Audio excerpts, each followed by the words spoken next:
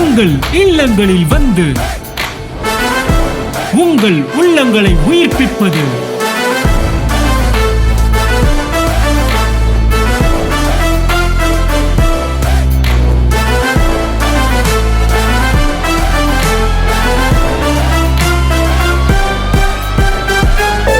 உங்கள் channel DJ.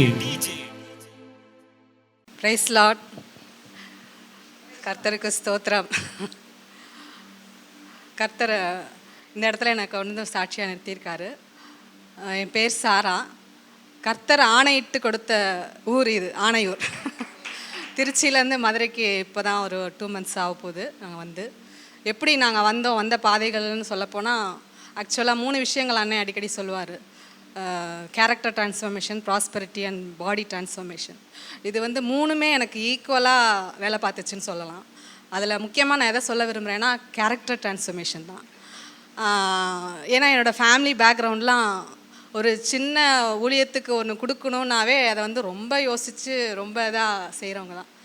அவ்வளோ சீக்கிரமாக வராது. அப்படிப்பட்ட ஃபேமிலியில் நான் கொடுக்குறது அப்படிங்கிறது அவங்களுக்கு, ஏன்னா எனக்கு எந்த படிப்பு கிடையாது, வருமானம், எந்த சோர்ஸ் ஆஃப் இன்கம் எதுவுமே கிடையாது.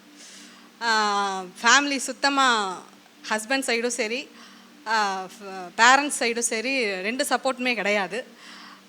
2017 கிட்டேருந்து நான் யூடியூப்பில் அண்ணனோட மெசேஜஸ் ஃபாலோ பண்ணிட்டு வரேன். Every Sunday and Wednesday Bible study எப்போவுமே மிஸ் பண்ண மாட்டேன். எங்கே இருந்தாலும் நான் பெங்களூரில் இருந்தப்போ கூட அதை தான் ஃபாலோ பண்ணிட்டு வந்தேன். அப்போது தான் நேரில் வரணும்னு தோணுச்சு. கர்த்தரை கூட்டிகிட்டு வந்தார். இங்கே வந்தப்போ நானும் பையனும் மட்டும்தான் வரோம். வந்தப்போ ரொம்ப கண்ணீரோடு அழுகையோடு தான் ஃபஸ்ட்டு நான் அண்ணனை மீட் பண்ணுறேன்.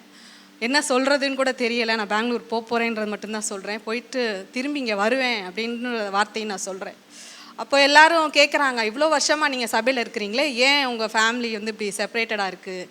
இந்த கேள்விக்கு எனக்கே நான் ஆண்டவர்கிட்ட நிறையா கேட்டுகிட்டு இருந்தேன். எப்படிப்பா இது நான் சொல்கிறதுன்னு. ஒரே ஒரு வார்த்தை மட்டும் சொல்லார், திஸ் இஸ் பி ஸ்டில், நீ தரித்து நின்று கர்த்தர் உங்களுக்கு செய்யும் ரட்சிப்பை பாருங்கள், அவ்வளோதான் சொன்னார். அதிலேருந்து தொடர்ந்து அந்த ஜேர்னிக்குள்ளே அண்ணனோட மெசேஜஸோடு நான் ஃபாலோ பண்ணிட்டு வந்ததுனால கலக்கமே வரல. எப்படி அந்த தைரியம் வந்துச்சு? ஏன்னா சின்ன விஷயத்துக்கு கூட நான் அழுகிறவ தான் சின்ன வயசுலலாம்.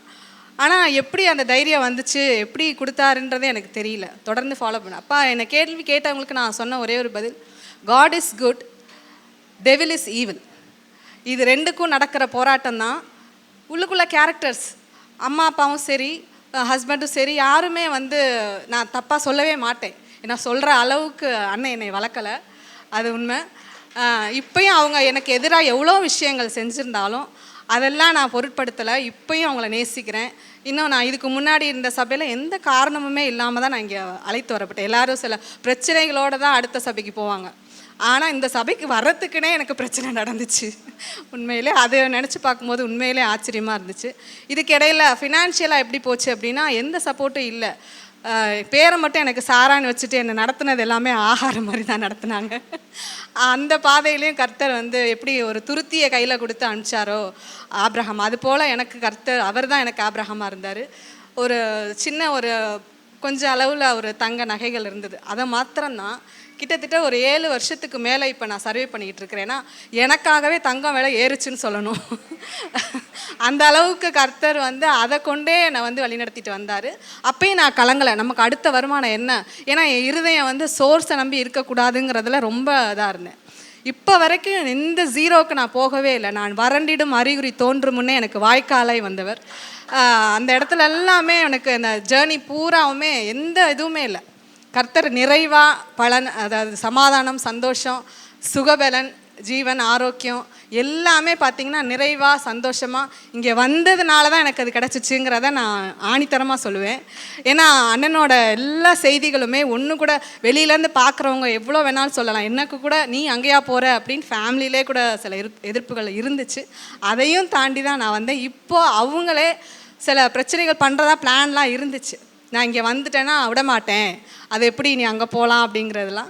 ஆனால் அவங்க வாயாலே நாங்களே தான் எங்கள் பிள்ளைங்களை அமுச்சு விட்றோம் மதுரைக்குன்னு அவங்க வாயாலே சொல்ல வச்சார் கர்த்தர். இப்போ அந்த இதில் இது பண்ணுறோம். இன்னொரு விஷயம் என்னென்னா, இன்னும் நான் சொல்ல விரும்புகிறது என்னென்னா, சில பேர் வெளியிலேருந்து கேட்குற கேள்விகள் உள்ளே நிறையா பார்க்குறது இல்லைன்னு நான் சொல்ல நினைக்கிறேன். உள்ளே இருந்து அதை கேட்குறவங்களுக்கு தான் என்ன சொல்கிறாங்கங்கிறது புரியும். ஏன்னா ஐஸ்வர்யம்னு சொல்கிறது மாத்திரம் இல்லை, அது வந்து பண ஆசை இல்லாத ஐஸ்வர்யம். இன்னொன்று சுயத்தை சாகடிச்சாதான் சாவாமை. இது ரெண்டுலையும் கர்த்தர் நம்மளை நடத்திட்டு போகிறாரு. அதை நான் அனுபவபூர்வமாக உணர்றேன். இப்போ வரைக்கும் கிட்டத்தட்ட மோர் தென் 15 வருஷத்துக்கு மேலே நான் டாக்டர்னு போனதில்லை. இடையில ஒரு தடவை ஆக்சிடென்ட்ஸ் கிட்டானதுனால ட்ரீட்மெண்ட்காக எடுத்ததான். பட் இது வரைக்கும் ஒரு தலைவலி காய்ச்சல்னு கூட வந்ததே கிடையாது. அதுவும் அண்ணனோட மெசேஜஸ் கேட்க ஆரம்பித்ததுக்கப்புறம் நோ சிக்னஸ் நோ டெப்ட் எதுவுமே இல்லாமல் இது வரைக்கும் ஆசீர்வாதமாக நிறைவாக வச்சுருக்காருன்னா கர்த்தருடைய நாமம் மகிமைப்படுவதாக. அண்ணனுக்கும் நான் நன்றி சொல்கிறேன். உங்கள் இல்லங்களில் வந்து உங்கள் உள்ளங்களை உயிர்ப்பிப்பது